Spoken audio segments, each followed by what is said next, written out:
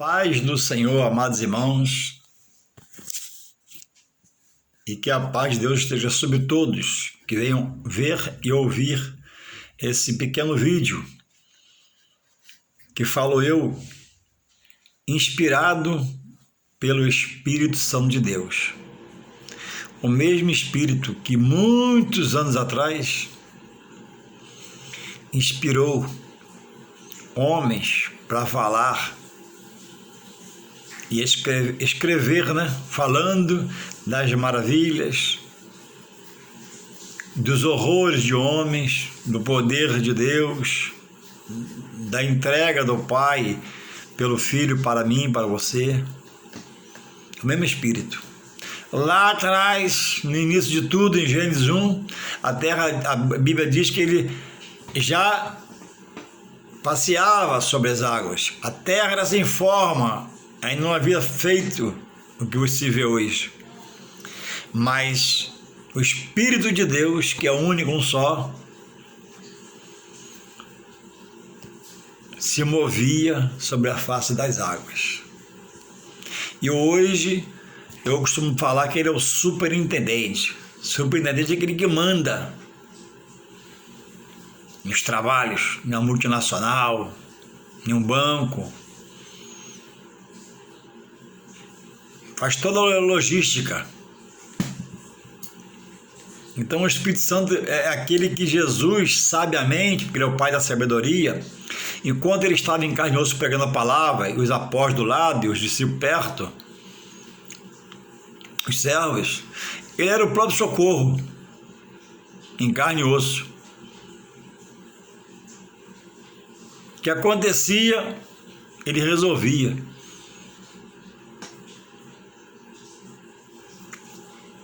E aí, isso causou ciúme no discípulo de João. Por que o discípulo de João foi perguntado? Jejua e o de Jesus não. Porque Jesus era a própria...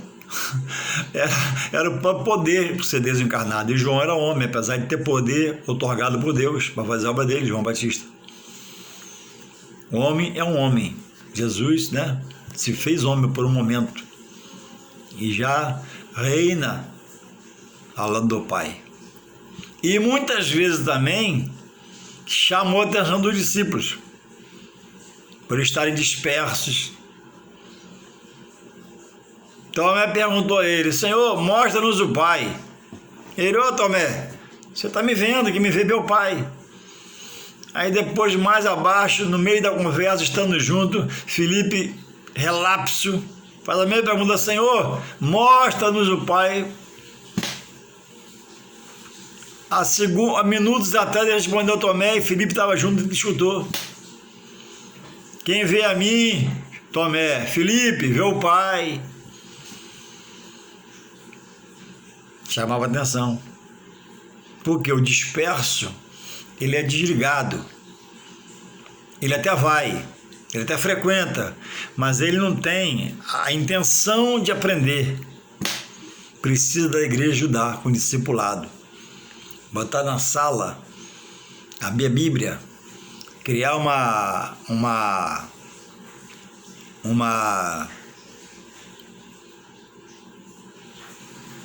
apostila e dar estudo para abrir a mente, para despertar, para renovar o ânimo e mostrar ele que é pelo estudo. E se ele ficar relapso, ele vai ser um que Deus não vai ter prazer nele. Então diz que eu falei que a alegria do Senhor é minha força. Amém. É uma verdade. Quando eu estou lutando, mesmo fracassando, mesmo pecando, mas vou, que eu sei que Ele pode me limpar e me perdoar os pecados, Ele se agrada de mim, que eu estou crendo. Agora, ao contrário, diz que a tristeza de Deus sobre a minha vida é o quê? Eu estou fraco, minha fraqueza. Porque a misericórdia é para todos e todo tempo. Mas o privilégio não é para quem anda pecando, errando, errante. Via de regra, sem exceção, a palavra se cumpre naquele que busca estar de pé, que pelo menos procura estar de pé. Deus vai ser com ele porque ele está lutando. Agora o relapso. Então é preciso entender esse versículo. A alegria do Senhor é minha força, quando eu estou buscando, lutando para estar nele, focando a pessoa dele. Eu vou servir a Deus, eu vou buscar Deus, custe que eu custar, decidido.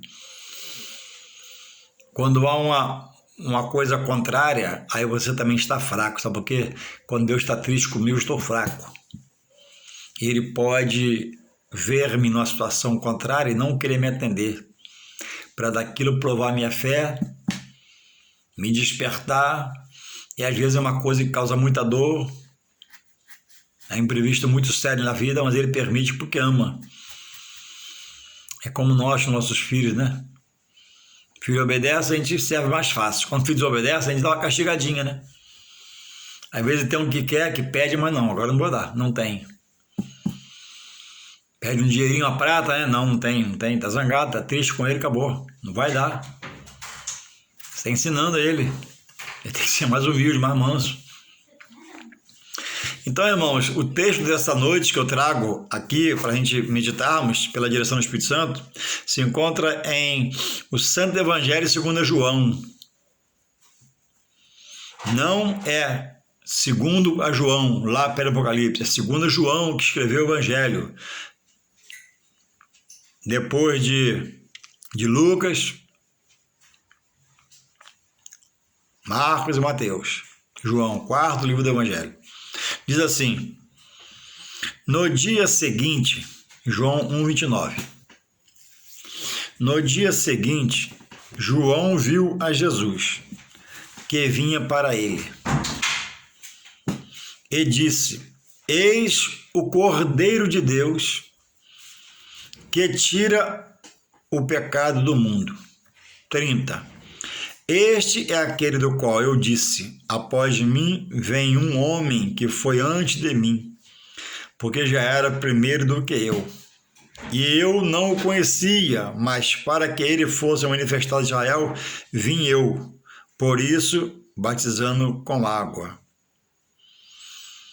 E 32, João 32. E João testificou dizendo: eu vi o Espírito descer do céu como uma pomba e repousar sobre ele. E eu não o conhecia, mas o que me mandou a batizar com água, esse me disse: sobre aquele que vires descer o Espírito e sobre ele repousar, esse é o que batiza com o Espírito Santo. E eu vi e tenho testificado que este é o Filho de Deus. Louvado seja o Senhor. Palavras que edificam a vida do servo que busca estar em Deus e está prestando atenção. A Bíblia diz que João Batista foi o precursor, ele foi antes de Jesus, naquela localidade próximo, né, onde havia o Rio Jordão, onde ele batizou o Senhor Jesus. Ele anunciava um que vinha após ele como homem, mas ele reconhecia que era filho de Deus. E diz o texto que eu li que iria descer sobre aquele que batizasse uma pomba e repousaria sobre ele. E esse é Jesus, o nosso Jesus. E diz aqui, 33, e eu não o conhecia, mas o que me mandou batizar, João não conhecia a fisionomia de Jesus. Eu fui impactado quando viu o homem que era Jesus. E 33, e eu não o conhecia, mas o que me mandou batizar com água, esse me disse: sobre aquele que vires descer o Espírito e sobre ele repousar, que vem em forma de pomba, esse que batiza com o Espírito Santo. João está a fazer um batismo do Senhor Jesus, do qual ele se achava indigno, reconhecendo quem Jesus era, sem conviver com Jesus, tocado pelo Espírito Santo. pela fé. E aí, ele batiza o Jesus nas águas. E o batismo nas águas simboliza o batismo chamado de quê? De arrependimento. Então vamos lá. Qual arrependimento Jesus teria para ser batizado? Se arrepender de quê? Sendo Deus encarnado.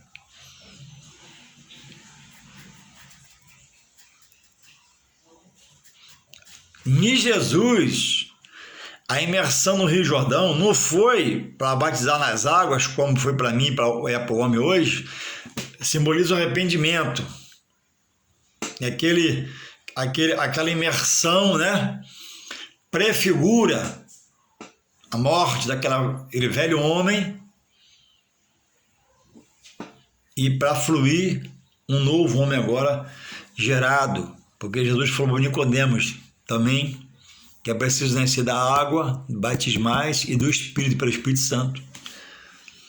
Então Jesus, por que Jesus batizou então, irmão Juarez? Porque a Bíblia diz que em tudo ele se deu por exemplo. Então, eu não posso falar que não vou batizar.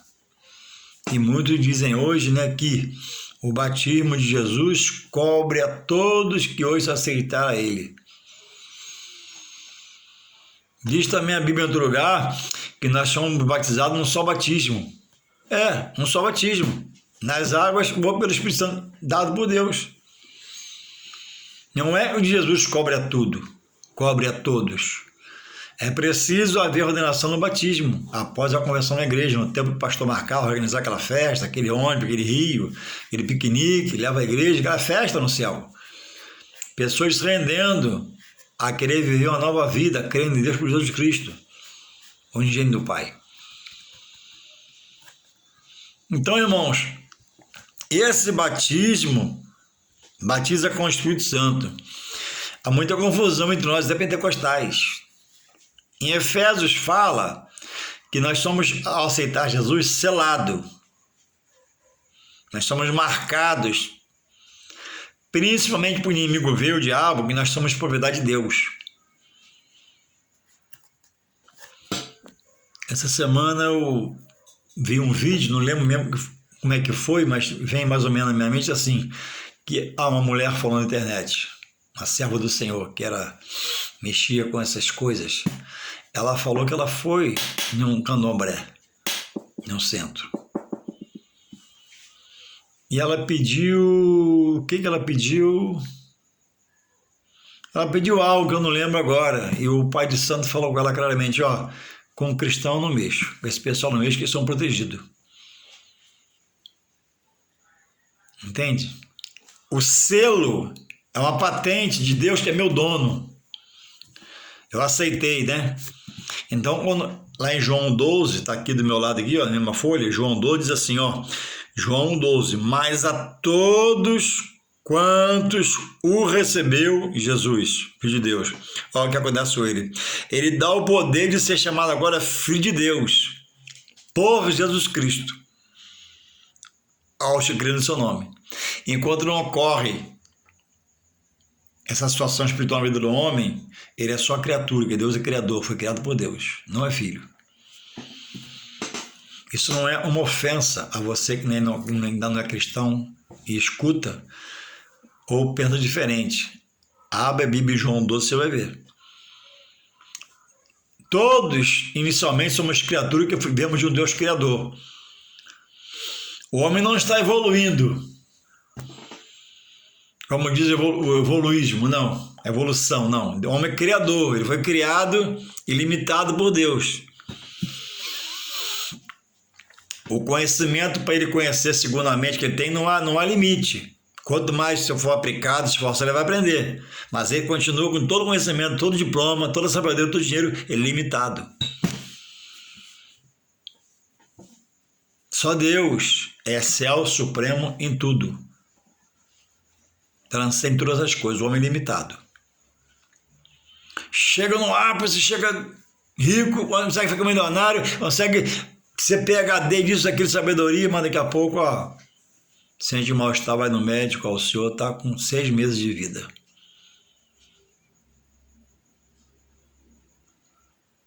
Deus fez o homem. Após a queda do homem, Deus sentenciou. O homem seria para viver na terra direto, sem limite. Mas pelo primeiro pecado, a gente sofre até hoje e conhecemos a morte. E a primeira morte foi de Adão e Eva. Como? Morte espiritual. O pecado da desobediência ou qualquer outro afasta como de quem? De Deus. Então cuidado. Evite andar em desobediência. Errou, pede perdão. Não fique pecando voluntariamente. E sobre o pecado voluntário não há perdão mais. E você peca, você vai perecer se você morrer sem conserto. Mas o involuntário, Deus perdoa. Então, irmãos, é preciso estar nessa condição de vida. O batismo nas águas é um. O batismo com o Espírito Santo é outro batismo, irmãos. É onde você fala em mistério, outras línguas, com a permissão de quem? Do próprio Deus. Quem batiza, irmãos, com o Espírito Santo? Só quem batiza é o pastor. Não, errado. Vem pelo anjo? Não, também não. Vem pelas irmãs diretamente de sua geração? Não. Só Deus envia o momento do batismo com o Espírito Santo. O homem fala em mistério, fala outras línguas, pula no Espírito, roda no Espírito, se Deus permitir, e aí vai. De tanto poder e tanta unção. É uma carga que a gente já está dando ao homem da parte de Deus, que ele agora passa agora a ter a plenitude de Deus nele. No começo ele tem a marca, o selo, ele é marcado. Mas a plenitude você fala em mistério, você é capacitado para fazer obras maiores do que Jesus fez. E por aí vai. Então, enquanto o homem nascer de Jesus, ele é só criatura. Aceitando Jesus, ele diz aqui que ele dá o poder. Ele mesmo fala, João 12, lê na sua Bíblia aí, de ser chamado filho de Deus. Então, em tudo, Jesus se deu por exemplo. E diz aqui o versículo 29, diz assim: no dia seguinte, João viu a Jesus, que vinha para ele. Ó, primeira vez que João viu Jesus, nunca tinha visto, mas houve ali uma ligação pelo Espírito. E ele disse, ele não conhecia, ele diz que não conhecia fisicamente, ouviu falar. E ele diz, eis o Cordeiro de Deus que tira o pecado do mundo. A pessoa, o animal, cordeiro, era muito usado em sacrifício. Então a expressão cordeiro aqui, eu não pesquisei, mas vou falar de mim, presta atenção, tipificava como aquele lá na saída do Egito, que antes de sair, Deus mandou as famílias, matar um cordeiro, pegar o sangue, aspergir nos umbrais da porta, porque o anjo da morte ia passar, e onde ele visse aquela marca, na casa do povo de Deus, dos filhos de Deus, ele não entraria, mas onde não houvesse lá casa, em toda a casa moradora do Egito, ele levaria o quê? O primogênito, e aconteceu isso. Toda criança, até o filho do rei morreu. Então esse cordeiro em todo o tempo, até Jesus, tipificava a pessoa de Cristo, o sacrifício que viria a ser feito na cruz, quando ele morreu. Ele não morreu como cordeiro, não. É só simbologia para tipificar. Ele morreu como Jesus, Filho de Deus, unigênito do Pai. Despiu-se da sua glória, se fez homem para nós. Para você, de aflição, escassez, dor, angústia, tudo por mim e por você. Então, o João Batista, ele exclama, eis o Cordeiro de Deus, eu vou colocar assim, o Filho de Deus, que tira o pecado do mundo. Irmãos, depois da queda do anjo, que quis ser igual ao maior que Deus por soberba, e foi lançado de alto a baixo, nem casa ele tem hoje, irmão. O inimigo de Deus do homem, ele está preso à palavra de Deus, na atmosfera, estratosfera. Nem casa ele tem. E ele trabalha dioturnamente, a espírito não se cansa, não se fadiga, para mudar a conscientização de Deus que é boa e colocada no homem, pervertendo. Como alguém aceita Deus, recebe a Jesus, o Espírito Santo, e serve a Deus em bondade, harmonia e sintonia com a natureza que Deus criou, ele se apossa de um corpo para agir. O Espírito Santo não precisa de um corpo para agir, ele age. Mas o inimigo do homem precisa de um corpo para agir. Então ele se aposta desse corpo pela mente, porque a batalha não é no dedinho na mão, nem no joelho. A batalha é na cabeça, na mente. E ele vai, olha a sua vida, olha seu casamento, olha seu salário, olha seu dinheiro, olha para você. São pensamentos de complexo inferior que entram no interior para arrasar. Por isso que a Bíblia diz que o inimigo veio para quê? O ladrão inimigo, para matar. Matar fisicamente? Não pode matar. Mas faz o homem pecar para levar ele à morte por atos de pecados, que o pecado afasta o homem de Deus. Ele vai matar, roubar o quê? Roubar a paz. Roubar o casamento, trabalhando na esposa às vezes, vice-versa, no filho. E destruir a vida.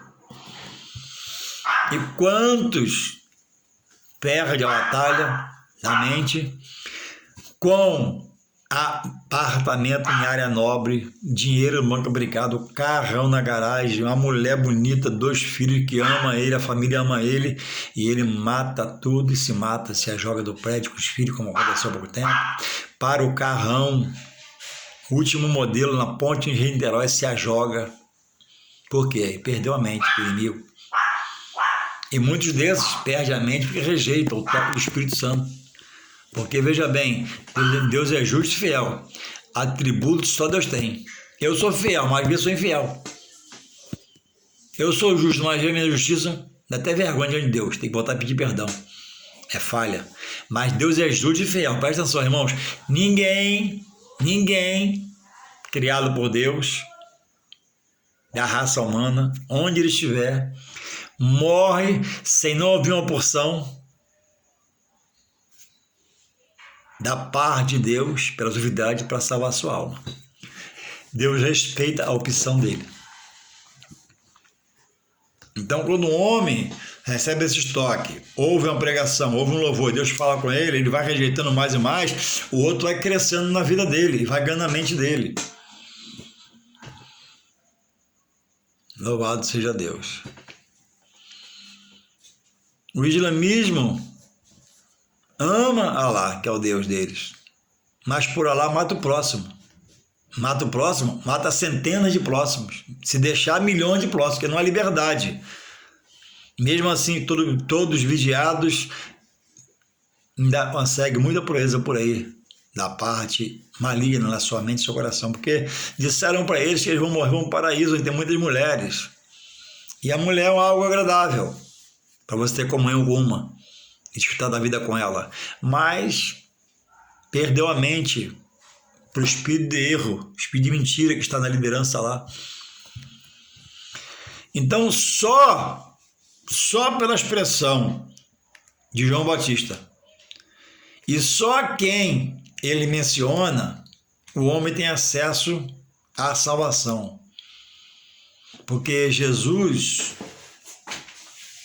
é o sacrifício de Deus, que deu a sacrifício por mim e por você, porque na verdade quando Deus dá a vida na concepção da vida, lá no hospital, é dada essa vida para que o homem louve e adore o seu Criador, que é Deus. Mas nascem similares e já estão perpetuados há anos, por gerações de familiares, né? Que vão para outros credos, vão para outras coisas e não vê falar nesse nome Jesus, nas coisas de Jesus, nos milagres de Jesus, e às vezes sofre, feliz é quem vem para Deus quando Deus toca no coração. Então, irmãos, Jesus foi dado como Salvador da humanidade.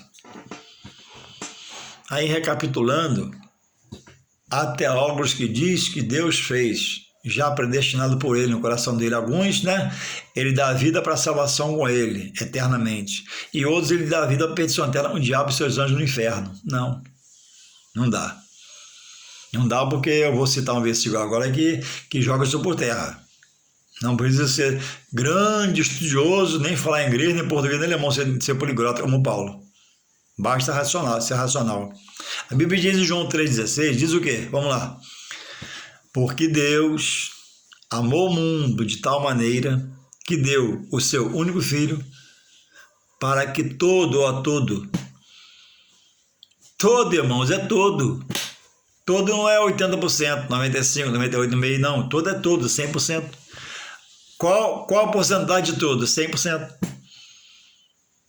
Qual a porcentagem de todo menos 10%? 90%.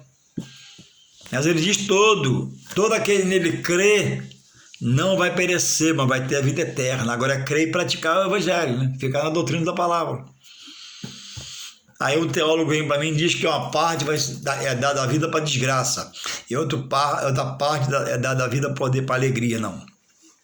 Esse não é meu Deus. Deus não vê, um homem vê. Deus não é mesquinho. Deus é justo, Deus é fiel, Deus é inerrante, imutável. Ninguém que tem mais de um filho tem um só. Filho mais lindo do mundo, cara do lindo, puxou o pai. Ninguém que tem mais de um filho, quando foi gerar, disse que esse seria um safadão, um charlatão, um 7-1, um enrolado. Não. Nem o pior dos homens fala isso. Se tiver possuído com mal, fala.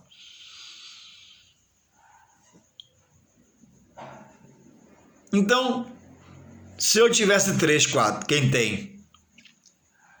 Não aceita, embora ele seja até, mesmo ele sendo mau elemento, esse pai não aceita, repudia ele, chama atenção, diverte, para ele se consertar, porque sabe caminhar errado.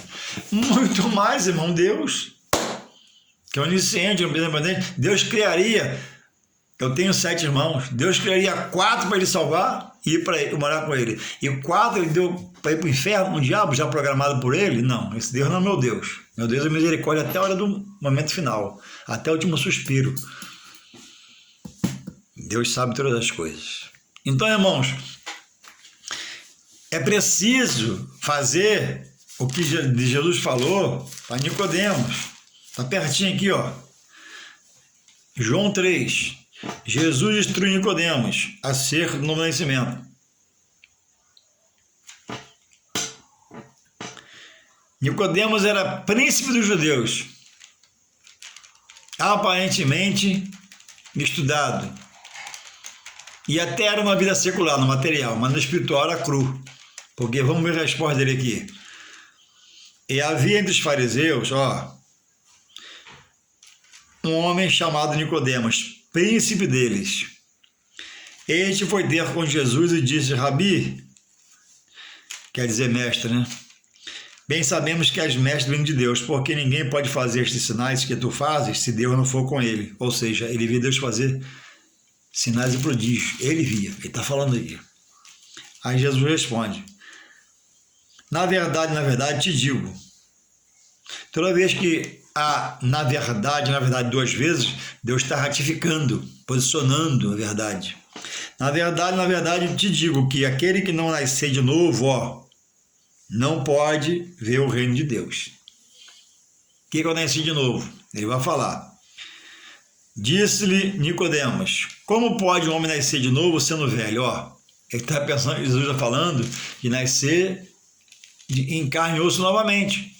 Ele está entendendo no plano material, voltar ao ventre da mãe. Como pode, né? Mas Jesus fala do espiritual, nascer, vamos ver lá. Sendo velho, porventura pode tornar a entrar no ventre da sua mãe e nascer? Estou lendo João 3. Jesus respondeu: na verdade te digo, na verdade, confirmando, te digo, que aquele que não nascer da água, águas batimais, não é tomar um copo d'água, e do Espírito, deixar-se ser guiado pelo Espírito Santo agora, viver nele, para dirigir ele, não pode entrar no reino dos céus. Porque o que é nascido da carne é carne, o que é nascido do espírito é espírito. O carnal anda carnalmente, o espírito anda espiritualmente com a ajuda de Deus. Somente até aqui, para não fugir daqui. Então, Jesus falou isso para Nicodemos. E hoje, irmãos, é combatido o batismo nas águas. Entende? Onde o homem chegou. Eu estou falando, irmão, de dirigente de igreja, que mudou a doutrina. Eu estou falando de obreiro, presbíteros, diáconos, que combatem os manjares deixados por Deus. Irmãos, quem rompe com a igreja, rompe com Deus. A igreja na terra é a porta da salvação. Antes de você perguntar, eu vou responder. Quem não pode ir lá, morre sem ir lá. Morre também salva se até Jesus, quem não pôde ir lá. Mas, via de regra, a condição de eu servir a Deus é na igreja, adorando, louvando, reconhecendo a direção da igreja. Porque em Efésios 14, Efésios diz, eu vou ler para você que dá tempo, se você tem dúvida, cuidado quem você está dando ouvido na sua casa, dando um cafezinho, e falando um monte de besteira para você e mentira. E você está acreditando nele. Efésios 4,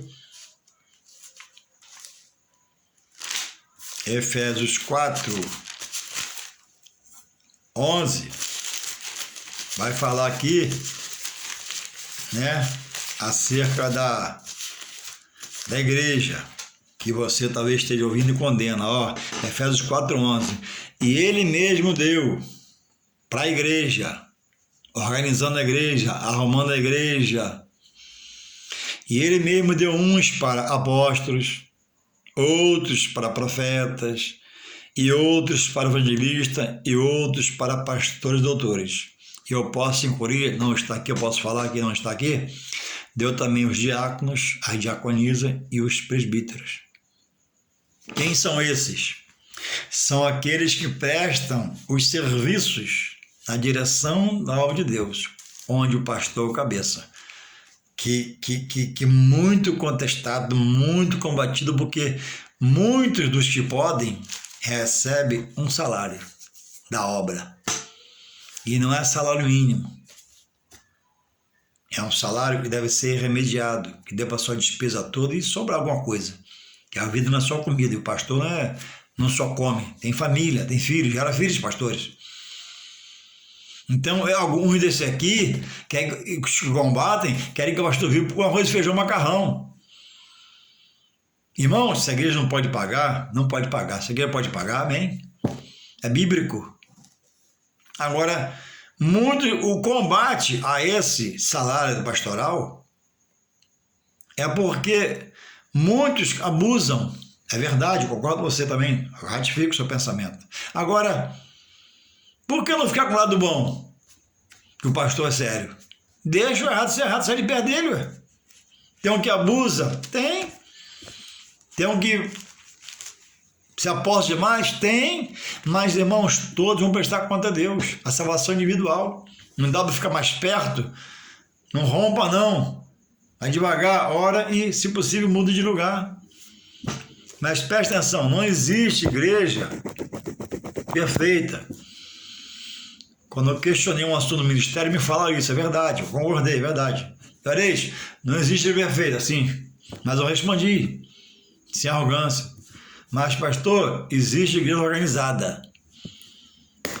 Organizada existe. Perfeita não, porque onde eu for, vai passar a ser imperfeito. Eu sou imperfeito, mas organizado e organizado. Nós temos a Bíblia. Nós temos o racional. Temos o Espírito Santo. Temos orientações devidas sobre tudo. Por que é desorganizada? Por que todo mundo fala? Por que todo mundo contesta? Porque falta organização. E onde não há organização, sobra confusão. Entendeu? É isso que precisamos estarmos atentos.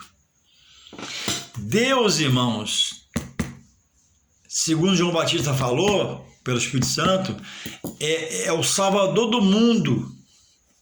Mas presta atenção, Deus não é Jesus não é salvador de árvore, de animal,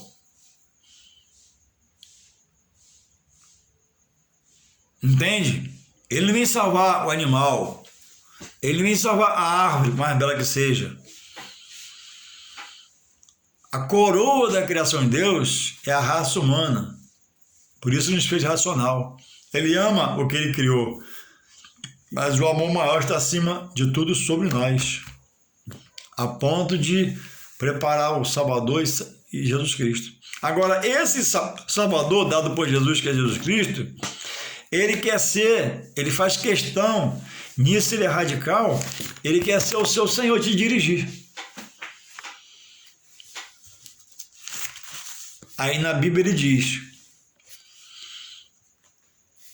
quem quiser vir após mim não é obrigado, mas quem quiser tem que obedecer. Porque obedecer é o primeiro conceito, né, para você ser bem-sucedido com Deus. E a desobediência, o não atender, diz lá em Samuel 15:22, Samuel dizendo ao rei Saul, ao perverso rei Saul desobediente, que a desobediência é como um pecado de feitiçaria, uma coisa maligna. Então, Jesus, meu Salvador, é o que quase todos querem. Todo mundo quer um Salvador. Amém. Isso é bom. Mas não querem que Jesus seja o Senhor. Quer andar nos passos de outrora, nos passos da vida pregressa. Não quer deixar coisas que fazia para ser alguém que nasce de verdade, como está aqui dito por Jesus e Nicodemos, da água e do Espírito. Imergido na água, sendo para obedecer, ele mandou, e ser guiado pelo Espírito.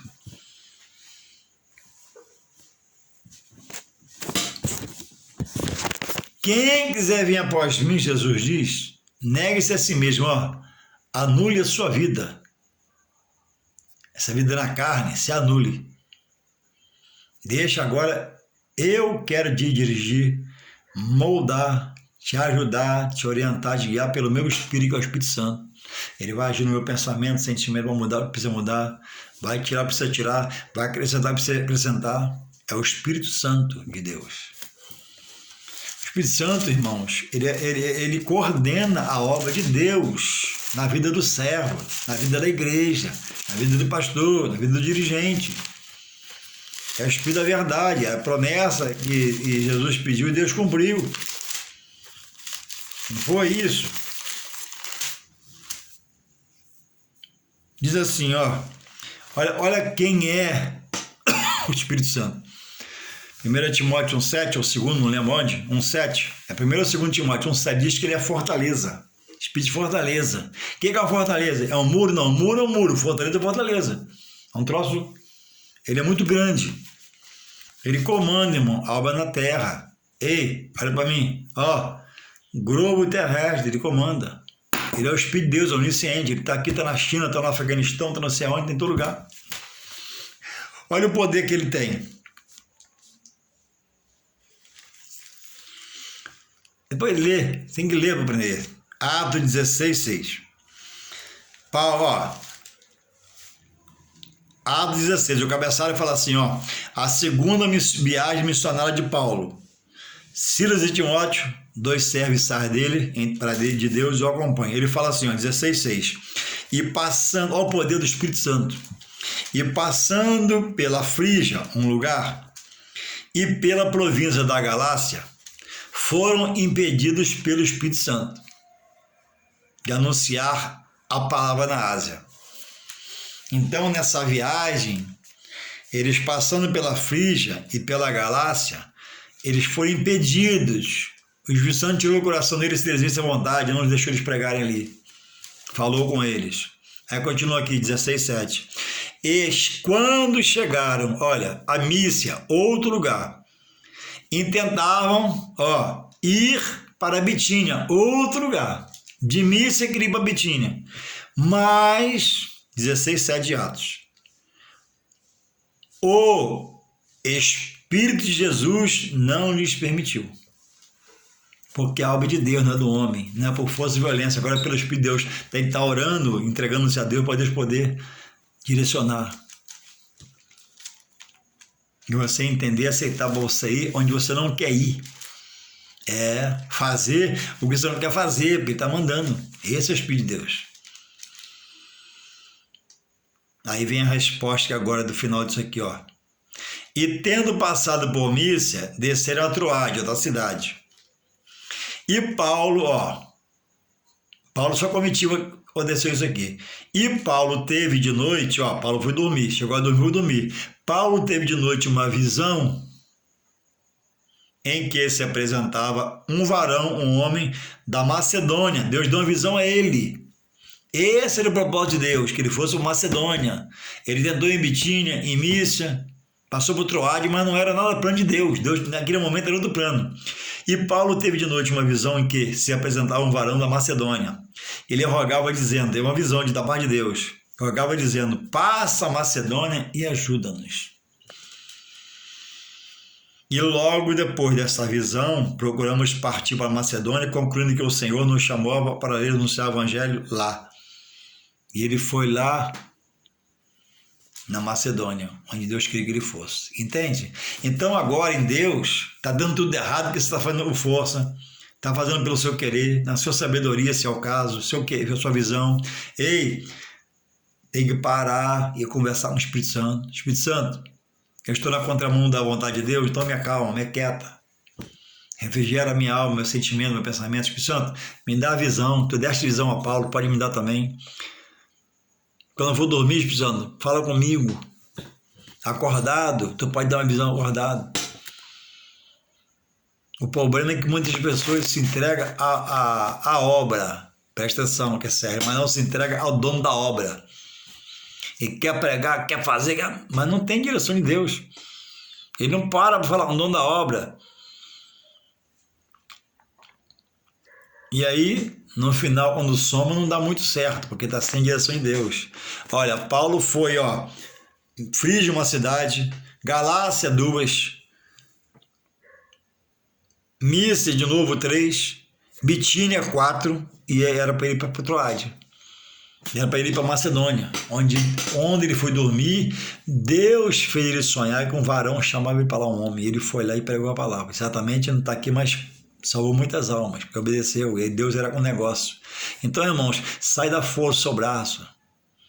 Escuta mais, ouve mais. Começou agora, primeiro se prepare, estuda a palavra. Primeiro começou agora, escola dominical, estudo bíblico.